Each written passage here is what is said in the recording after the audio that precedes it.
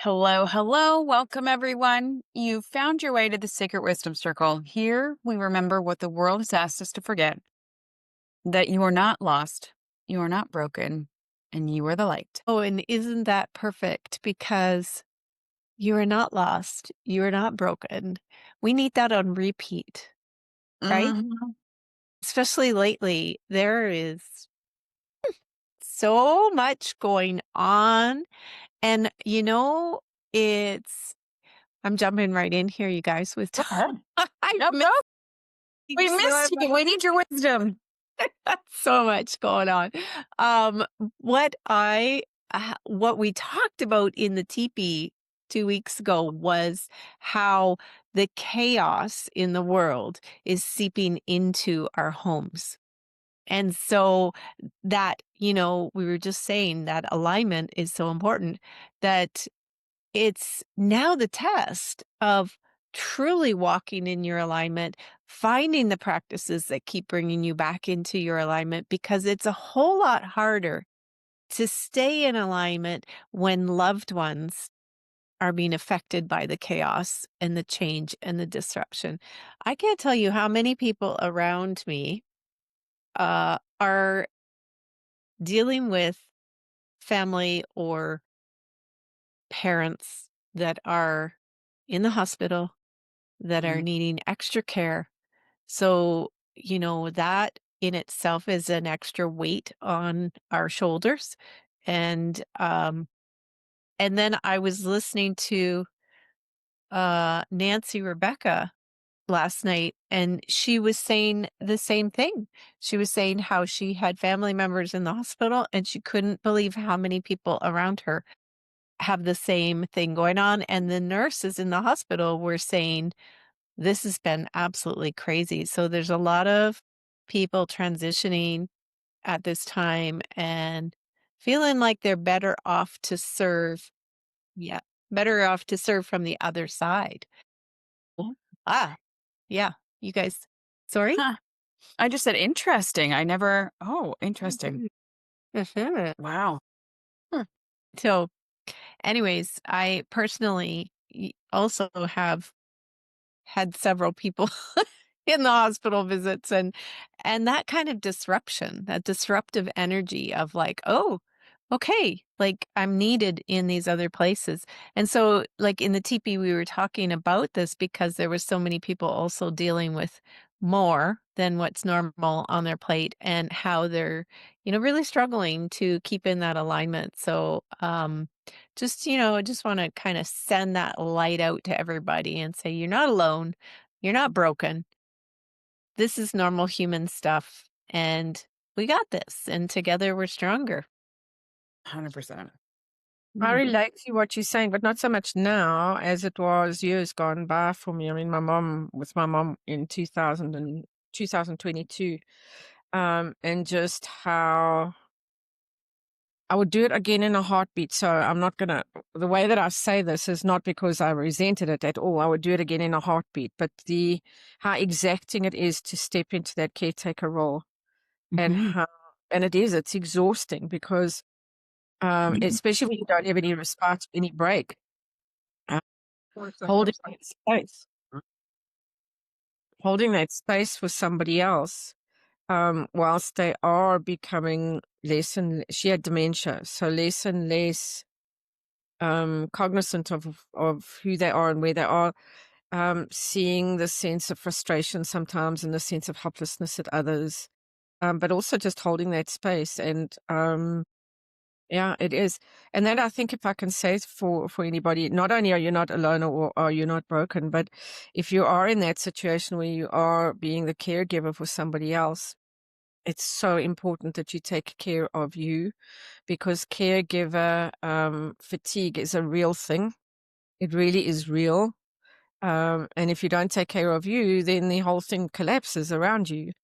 And so it is important. And I think if I would have done anything differently at that time, I would have put my hand up and asked for help much more than what I did, particularly from my siblings, even though I did and they didn't. But I would have been a lot more insistent that they actually stepped in and provided some form of help and support. Um, so yeah, 2 things that I can say: watch out for the caregiver fatigue, and also put your hand up and ask for help. Good point. Because we do need support. And that's the thing is we try to take on so much, even like you said, the caretaker still does need support. We're not Mhm. allowed to take on so much. Sometimes we're expected to take on so much. Mm. We expect it of ourselves, and others expect it of us because they're so used to us taking care of so many things. And this is where the energy of guidelines, or I prefer to call boundaries guidelines, because boundaries for me are wall people off from one another. But providing myself with guidelines in terms of what I will and won't do, that's another big learning of what I took out of being in that caregiver role. It was an absolute honor and a privilege, and I would do it again in a absolute heartbeat. And it went on for quite a long time. But some of the fondest memories that I have of that is lying on my mom's bed with her, and we would sing. I mean, she was becoming more and more childlike, but she could still recognize who we were and all of those things. And I would lie on the bed with her and we'd sing Somewhere Over the Rainbow, Judy Garland. We would watch Gene Kelly singing in the rain on TV. And those moments, and I could go in there every night and we'd do the same thing again. And she was just as grateful every time we did it. So, Aw, yeah, and that's also just, be patient. Be patient with those of our loved ones who are progressing into things like dementia and Alzheimer's. They don't know. They've got no control over what's going on, and they get very bewildered. So a lot of compassion for yourself and for the people around you, and particularly for our loved ones who are going to reach into that space of transitioning. So just thought I'd Yeah. offer. Thank you. That's awesome, Angela. And that's so, you know, such beautiful suggestions. And also to open up to anyone that is offering support. Maybe think of a few things that they could help with. Like, you know what? I'm going to be at the hospital all day. Maybe someone could drop off a meal, like, because they're going to come forward and go, how can I help? What do you need? And in that moment, you're like, well, I don't know, but maybe make a list of things that they could help with because people truly do want to help. They feel better when they can, reach out in some way. And I know it's not even just elderly people around us. It's, people are saying, my brother had an incident. He's in the hospital or, this is going on. So we're starting to really kind of see a lot of energy moving Mhm. things and shifting and dissolving and, dissolving situations, dissolving, patterns in life, like, the way we're living. It's very interesting. And I think that maybe Angela, you can speak to this more, but the astrology for September is going to ramp things up. Oh, Yeah. Actually, I haven't looked at it, but I just want to circle back to something that you said as well, and that is not only having a list of what people can do to help you out, but it's also giving people the opportunity to be of service. yeah. That's part of the reciprocity. It goes back again to this energy we've spoken about a little bit before, and that is the energy of receiving. And not only are we very often reluctant to put our hands up to ask for help because, of course, we need to be superhuman and be able to do it all ourselves, but also we are depriving people of the opportunity for them to be able to give of themselves, and likewise for us to be able to give of others who are needing that hand up. Um, it's not the handout, it's the hand up. And it's not about going into this codependent. It's just about being in that space of being humble enough to receive and giving the grace to somebody to give.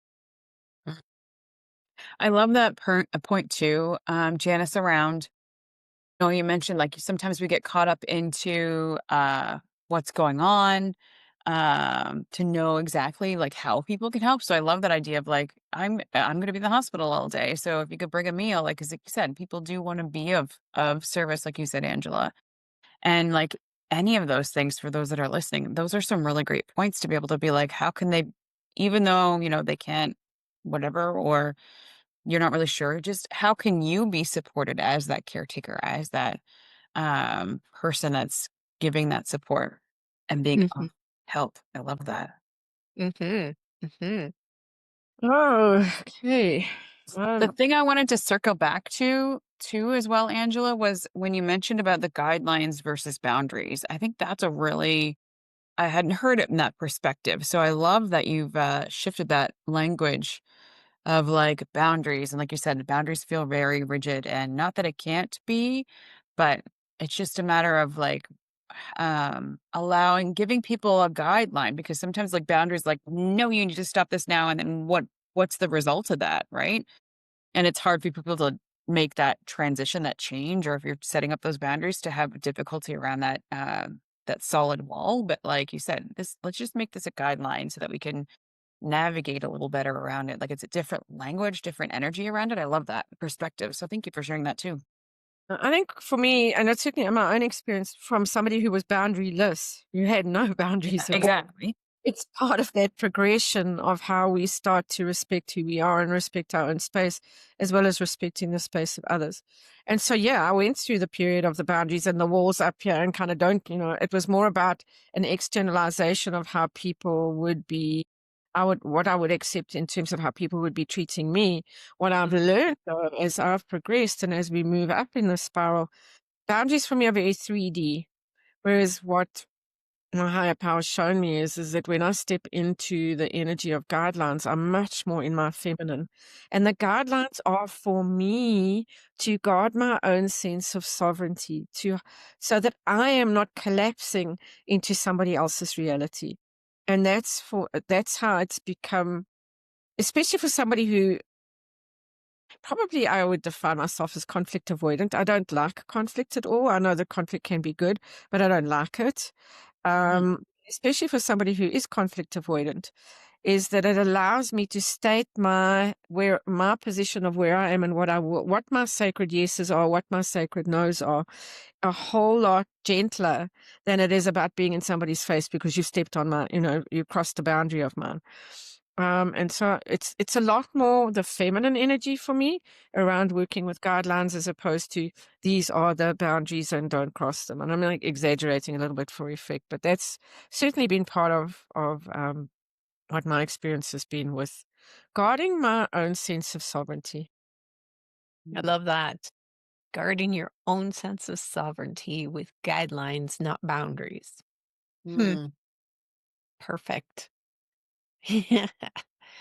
What else is going on this week for you guys? What other energies are coming up and themes? I'm just trying to think. Like this week, it's been not busy, but busy.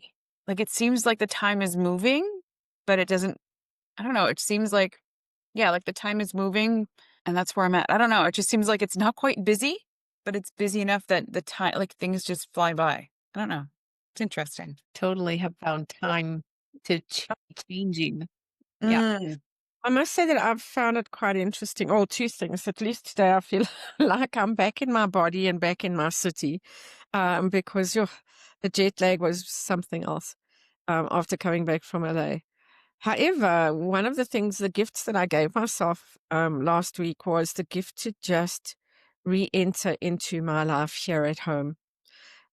With the fatigue, with the body clock being all out of it, I didn't go into oh, well, I've got to do work today and I've got to push this podcast out, or I've got to do that Substack article, or I've got to write this.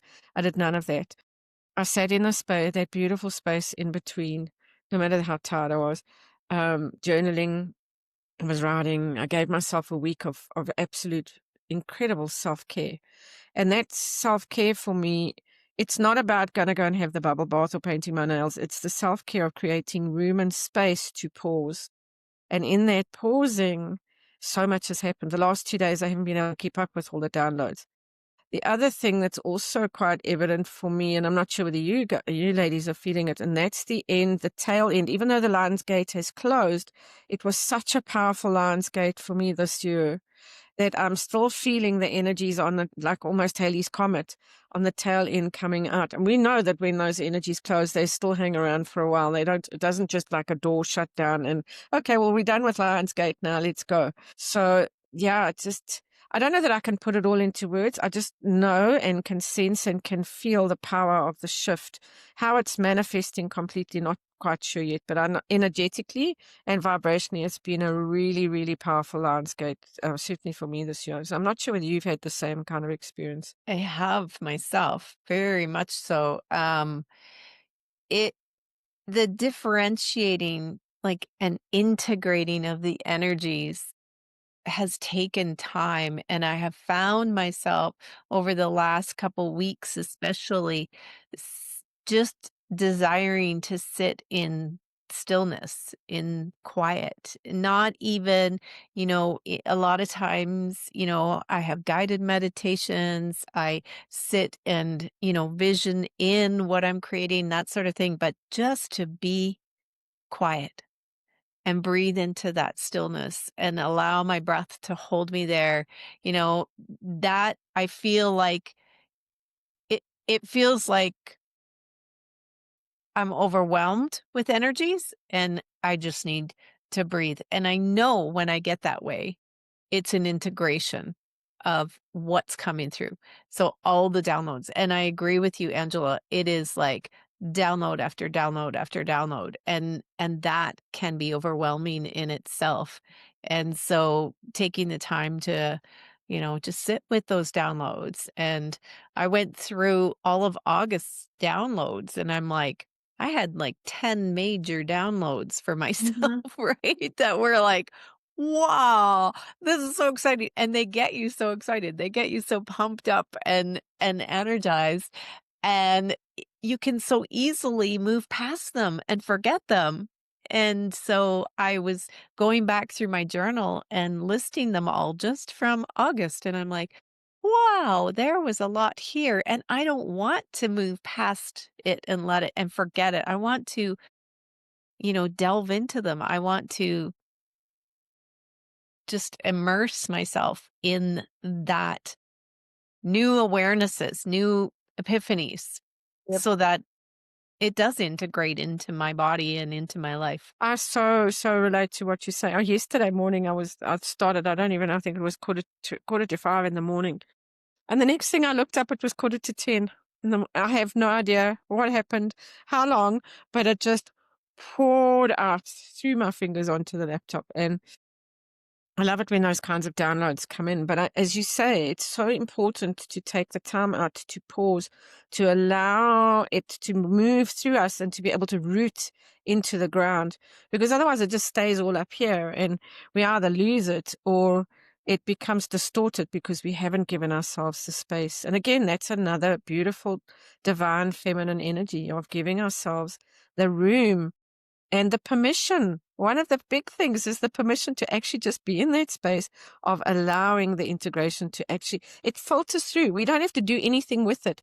It filters through. The more we try and hold on to it or control it, the more elusive it becomes or it disappears. And it's just, Janice, I love what you're saying about just being in the breath and just allowing.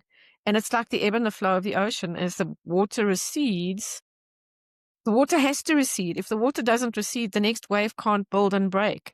And it's the same thing with us as well in terms of consciousness. So yeah, Yes. it's been quite something. Yeah. And I love that, it's almost like you're sitting in the pool of it. To sit in the pool. Love that. And Alana, you've had a lot too because I saw you nodding your head. Oh my gosh, like you said, the downloads, but it's been like, and that was kind of what I meant by like busy of like, it's busy, but it's not. And the time is just going because it's like you said, I was literally on my laptop the other day and it was like, I, and the download started and it was like 4 o'clock in the morning and I couldn't even go back to sleep. I was like, that's it. I guess I'm getting up. And I just started and I like, it just kept coming and going. And anyway, it was really, really good. But the other thing, I was actually talking to a colleague of mine, and she mentioned something which was really interesting. She mentioned, and I've never heard it this way before, but like both of us are water signs. So she's like, well, the opposite of water is earth. So we know it, like we tend to flow, like you said, Janice, of like just flowing right through things, and we tend to let things just flow, like swim, like and keep flowing through things without taking the time to ground. Like the opposite of that would be earth, right? So being in the earth and being in the ground and really letting those the things that are coming through instead of just flowing through them, like really grounding in them. And I love this perspective because this is what I've been doing as well over the last little while. It's like, okay, things have been coming up, but it's like, okay, now sitting with it and then what do I want to do with that now? How do I want to carry that forward? Hmm. So good. Yeah, I'm the earth sign. So, yeah, I'm standing like rigid. And then like being able to flow with it and just integrate and be the willow, right? That moves with the wind. There was something you said now I was gonna respond to also, and I can't remember oh, the fact that like I know we all journal and write and that helps me, bring it in to my body is the journaling, of course. And then going back to the canvas, like painting for me, it allows me to just get out of that monkey mind and be in the creative flow and just let things come through as I'm painting because the process of painting occupies the left brain so that I can be allowing the wisdom to come in and flow through. So, yeah. So also an Earth sign. Janice, you're Taurus, huh? Yes, I am. Okay, and I am Virgo, and so yeah, we sit with a lot Oh. in her water sign, but also the water. I mean, whilst we have our sun signs, we have our moon signs, we have our rising signs, we also have all the other signs in our charts, and we have all the planets in our charts somewhere. So there's always the Mhm. influence that's going to be coming in and impacting on us in any one particular month. Um, so whilst we have these dominant energies, we are still subject to the other energies that are moving to and in and around us. I had a lot of fun with the astrology cycle and the astrology signs, particularly in the divine feminine, in pulling out the theme of what is prevalent for each one of the. It's kind of like almost a process theme of what's prevalent for each of the energies, and it's quite fascinating when we sit with them as to what's actually happening. I'm trying to remember what Virgo is. I can't remember off the top of my head. But yeah, it's about it's all again coming back to working with the energy, being in the flow of the energies and not resisting them, regardless of what's going on. So something else has come up. I'm not sure whether this is something that you are experiencing yourself, and that is I am finding that the Divine Mother is showing me that all of this spiritual work doesn't have to be serious.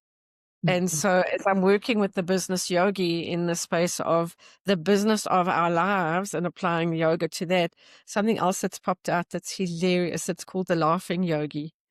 And so I'm going to be putting some stuff out of that. I mean, it's just bringing that lighter sense of laughter and joy, which is also a spiritual energy into to what otherwise we become spiritually constipated, as Master Kutumi would say. No. And so, yeah, just that the breaking that energy with laughter and joy, because that also is what raises our energy and raises our vibration as well. So much so. We take ourselves so seriously. Right. And I think the more Totally, totally. I needed that. Thank you, Angela. I will take that into my next week because yeah, that is, well, life is so serious, especially when you're an earth sign. The other thing I was going to say too was what I did was I looked at my chart and you can, get your own astrology chart off online for free. But I listed out all my signs and how many earth, how many fire, how many water, and how many air I have. And I was pretty even with the earth, water, fire, but the air, I think I only had one sign in air. And so then when you find that you're a little low in one area, you can bring more of that into your life in different ways, right? You can bring more breath. For me, it was bringing more breath. It was making sure that when I travel, I have grounding like black tourmaline on me, right? It's also like bringing objects in, like I have tons of feathers. The universe has gifted me with tons of feathers. So feathers are very important to me. Just things that you can put in your own environment to bring, like if you need more water, then you bring more water, little fountains into your home, right? And little things like that help balance the energy a little bit for you. So just thought I'd throw that out there while you were talking about your signs.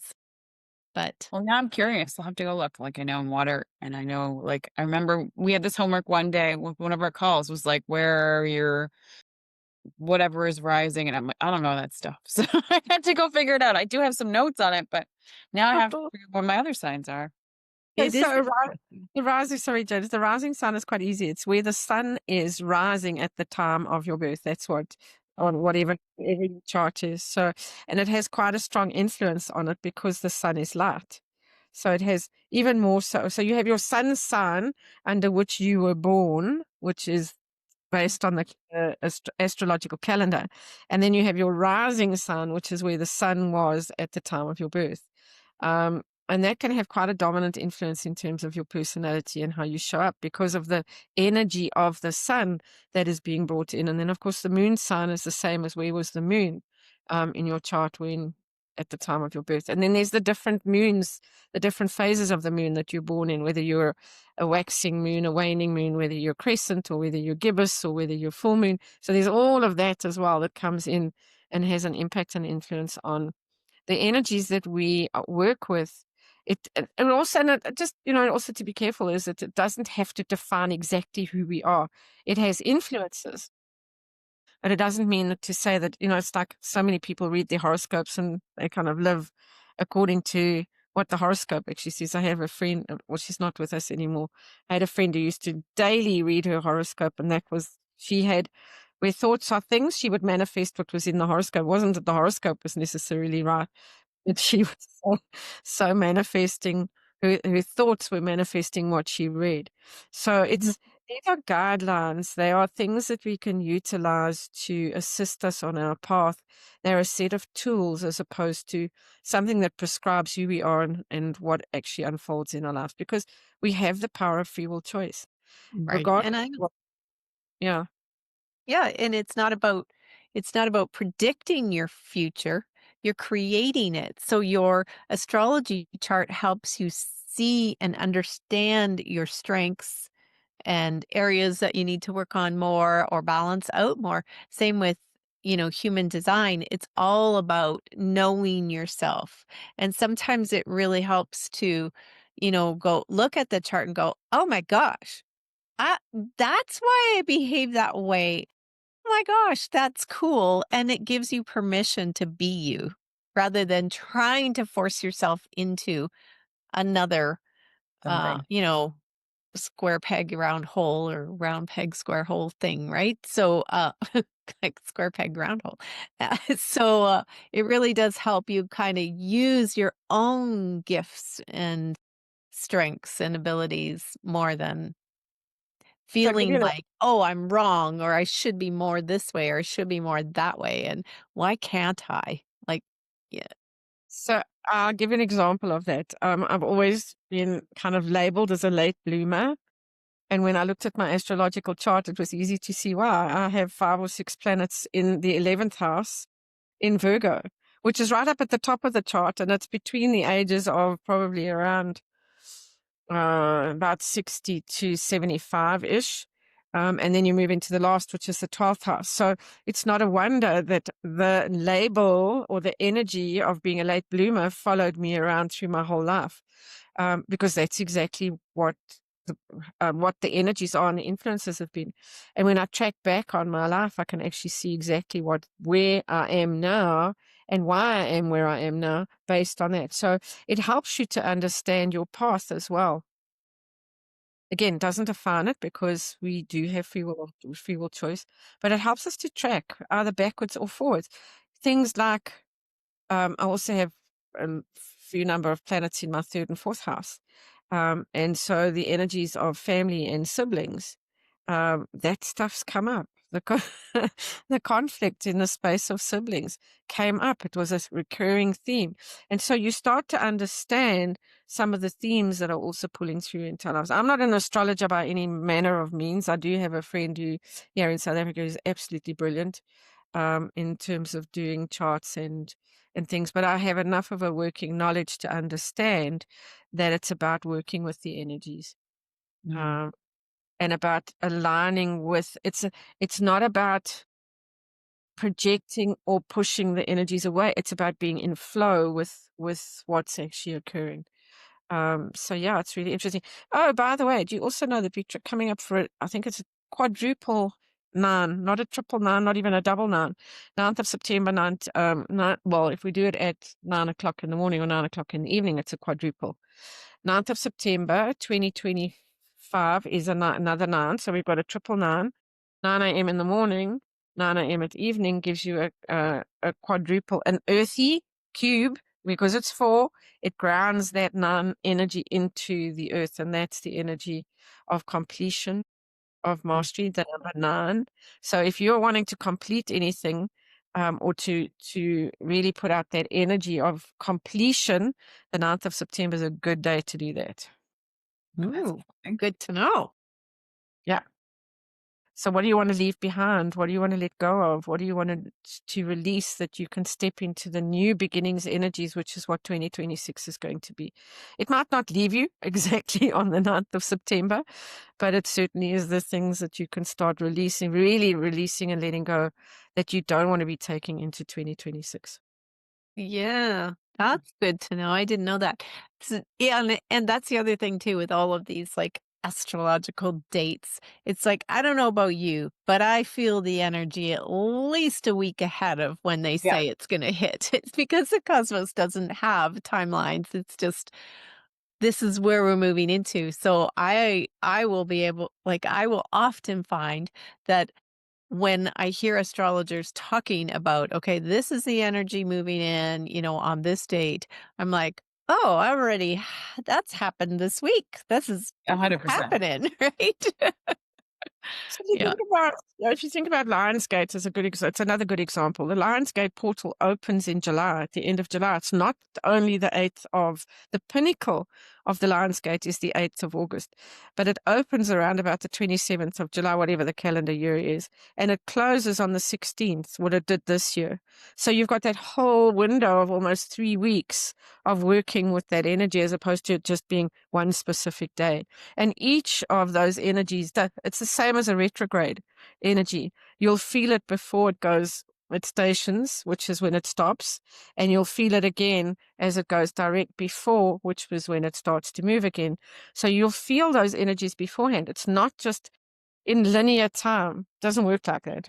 No, really different. And like you said, you feel it, even though there's a time frame for it. Each one of us feels it early, or you'll feel. And that's the thing, is that people, again, going to that rigidity of like boundaries and everything else, and we've kind of touched on a few things around that rigidity of like language, and there is so much more. And because as humans, we think very linearly. And I had this thought the other day of like, we think that things happen in a time frame, but everything's happening here and now. Like if we think about it, everything that we're experiencing is here and now, not past, before, future, what we're working towards, any of those things. It's all in the now. And we get so caught up in the what's coming, what's going, we're either stuck in the past or the future. And anyway, that was a random thought, but it was just what's kind of been showing up for me this week too, of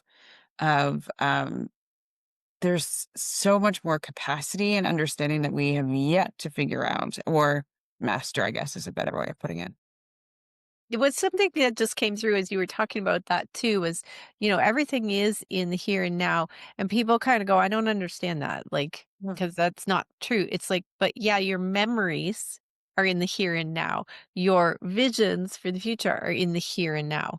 Like everything is in this moment. And yeah, I've talked to a few people that have been saying, okay, time just seems wonky lately. Yeah. I'm losing track of time.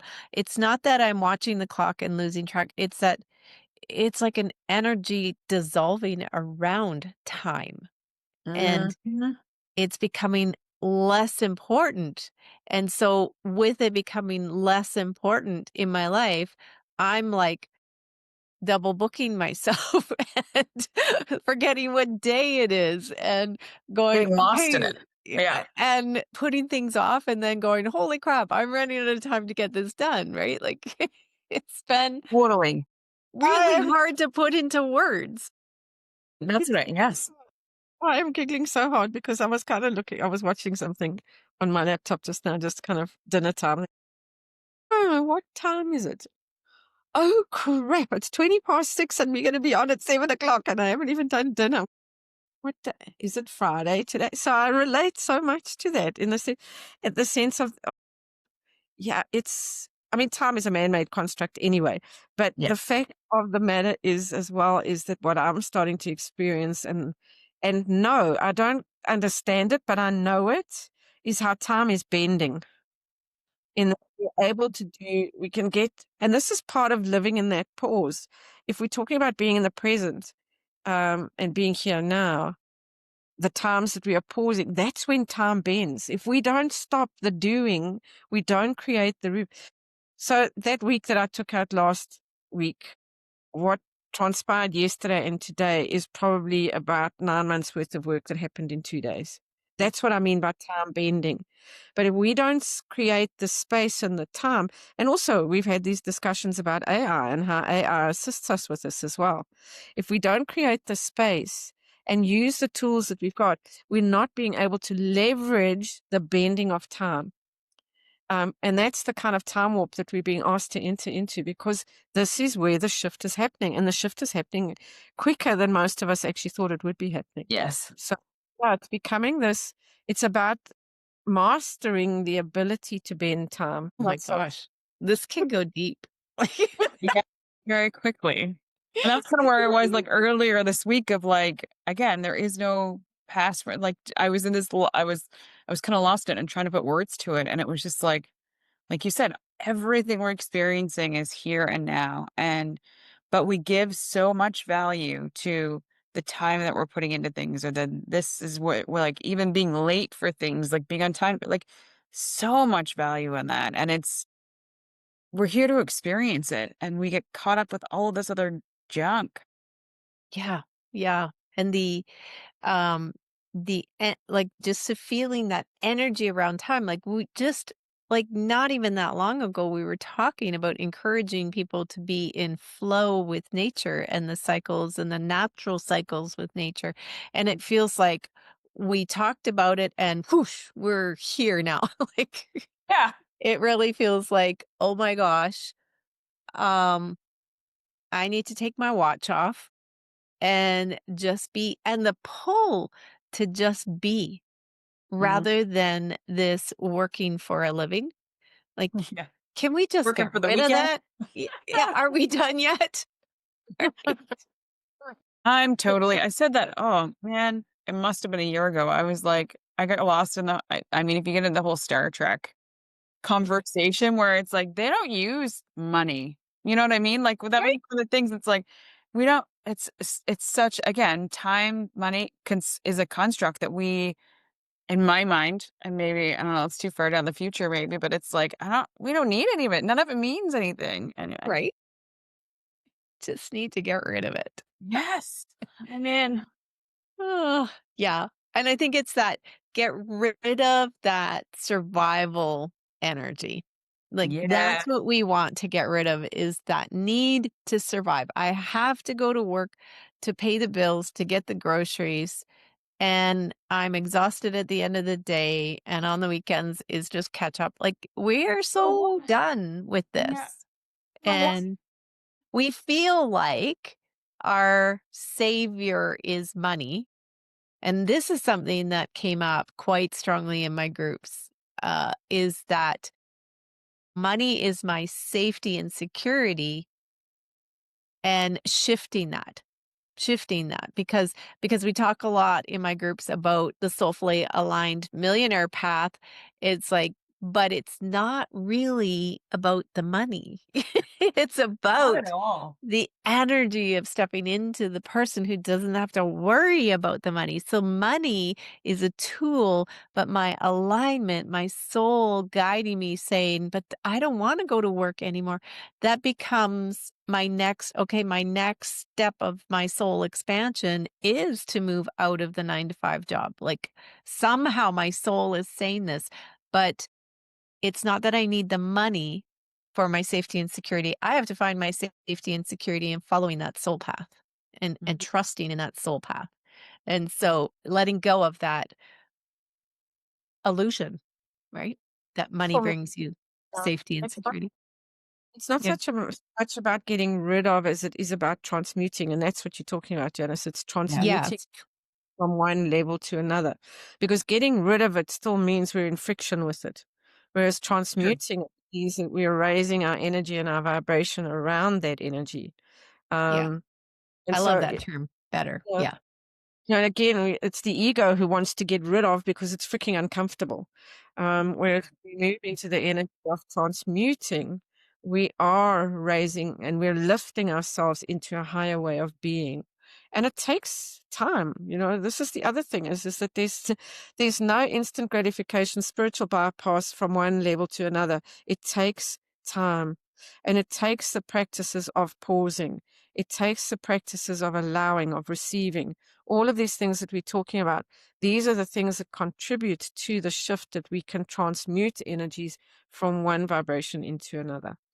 Um, and yeah, also sometimes it's quite interesting that when we move into these energies, how it also brings up into the surface those things that we've been pushing down or trying to get rid of all this time, where we can become quite confronted by some of the stuff that comes up, but it's being surfaced to be released and healed. And so it's Mm. not about sitting in fear of that either. It's about welcoming that in and going, as uncomfortable as it can be, and sometimes as painful as it can be, it's coming up to be transmuted so that we can shift into that higher energy and higher vibration of who we're meant to be, and not who we're defined by all these constructs and constraints that would have us define us according to the Matrix's definition of who we need to be. Yeah, totally. Well said. Mhm. Thank you. Yeah, because I Always do my see it. I message. like the word transmuting. I do see it as shifting your focus from here to here. It's just a little shift, right? And you start to uh, yeah, exactly. Ascension, of course. Yes. Spiraling, and every cycle of spiraling will bring out a shadow, and the shadow will reveal the light. And Mhm. the thing is that we fight the shadow because it's uncomfortable and it's labeled and it's judged by everybody around us. And no, nope. It I just had such, meant to be yeah, aware. It meant to be understood and aware and grow through it. I heard this saying the other day and I just loved it. Like we tend to, like you said, we avoid it, like the storm, like the darkness. Like we tend to avoid it. We tend because it's not comfortable. And I heard this the other day of what does a buffalo do when it happens when a storm comes in? It doesn't run like, or it doesn't, most animals and humans and stuff like that, we avoid it. We try to like hide or get shelter or whatever. A buffalo runs through the storm to get to the other side of it. And it's like just faces that fear and just goes for it.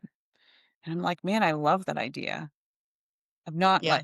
not like bull in a china shop, like, I don't care about it, I gotta get through this, but like just going in and allowing yourself to go through it, Mhm. facing it.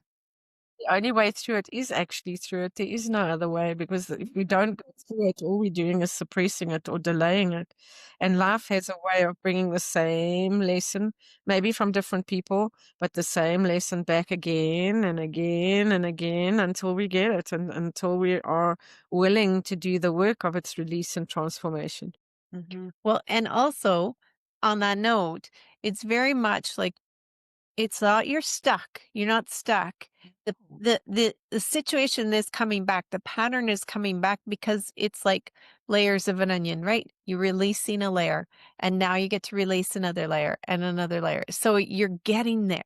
Don't feel like oh, I'm stuck in this pattern. It keeps coming back in my life and I'm back in this spot again. Why is this happening to me?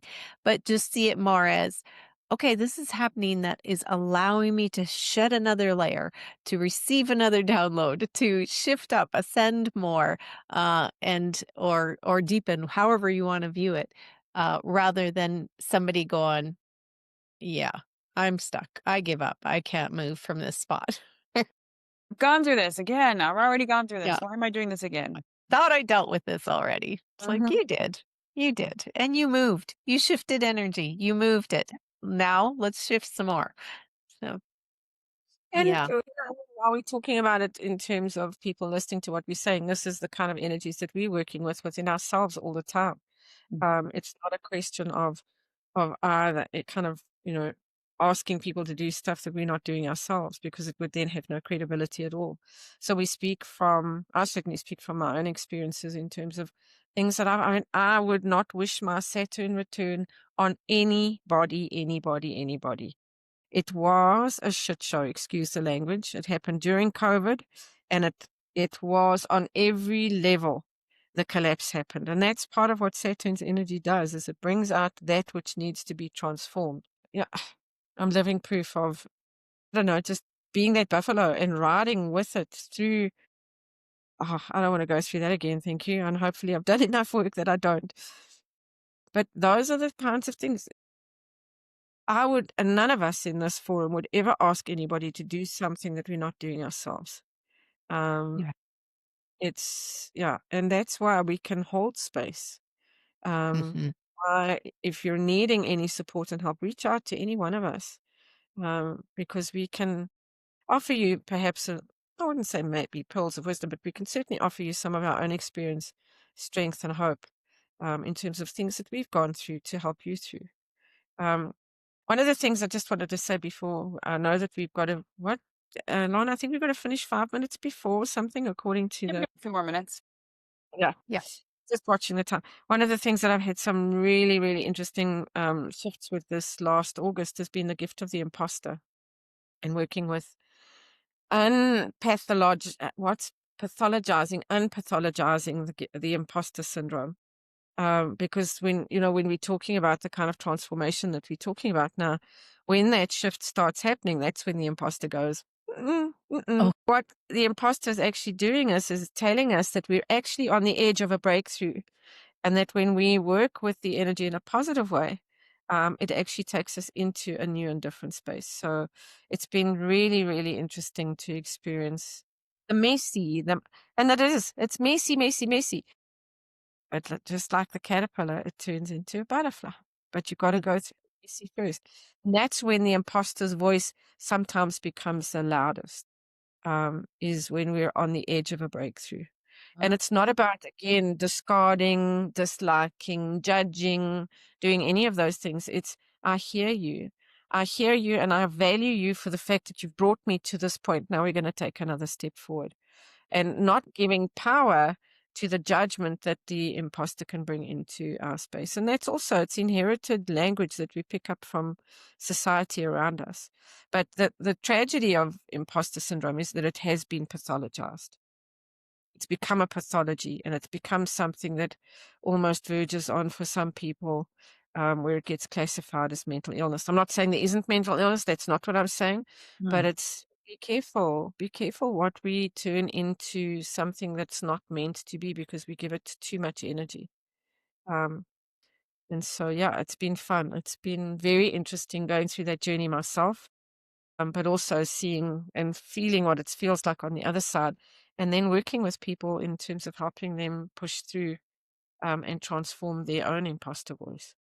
Yeah. I love that you brought that up, because that is totally what my email was going to be about this week as we move into this week, because I felt those waves, those shadows come up. And what it is it's pushing us into more of our inner power, and Mm. standing up to that, those doubts, those waves of doubts that come in. Maybe I'm not meant for this. Maybe this just isn't for me. And going, wait a minute, no, because I am soul aligned, and I know that's what's in my heart, and I know I'm headed in the right direction. So I will keep going despite what, the things around me are making me feel into doubt. So yeah. And the old beliefs that come up. I mean, my three mantras were always, I'm not enough, I'm not good enough, and I don't matter. Those were Mhm. the mantras, and they become affirmations. They might not be positive ones, but they become affirmations, even subconsciously. And therefore, I went, my work doesn't matter, my work is not good enough, and my work doesn't matter. So, guess what that did? That kept me small. That kept me in a space of Exactly. thriving. But Exactly. those are the kinds of voices, or those are the kinds of phrases that when they pop up, it's recognizing, oh, that's the imposter. And Yeah. it's not the truth. It is not the truth of who I am. So the light side of the imposter is that it actually illuminates the truth of who we are. The shadow side will keep us stuck if we Yeah. stay.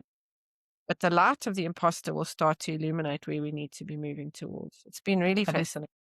yeah, that is it. And like you said, Angela, if anybody's struggling through that, you're not meant to do this alone.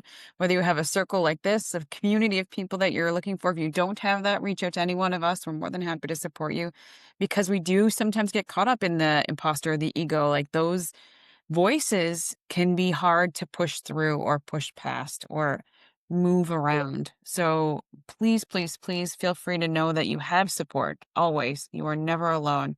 You're not supposed to do it alone. I know a lot of us feel like we take that on and we need to do it by ourselves or we need to figure that out or move through this is something I need to do. No, no, no. You have a Yep. support system, whether you know it or not. There's someone around you, or like I said, reach out to any one of us and we'd be happy to have a conversation. Done a lot of, put out a lot of content through August, both through Substack and also Buzzsprout, which is the podcast. So, Alana, if you want me to send you the addresses to put in the show notes, I'm very happy to do that as For well. sure. To access it. Yeah, it was quite an interesting journey, as I say.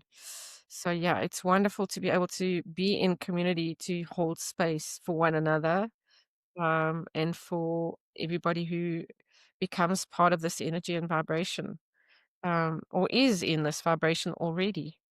So, Mhm. yeah, very cool. Amazing. This has been such a good conversation, ladies. Thank you so much. You are so welcome. Thank you. You Again, guys are I was beautiful. Love chatting with you guys.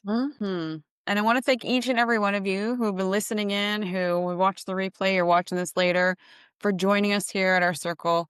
As the circle closes for now, the light remains, not just here, but within you.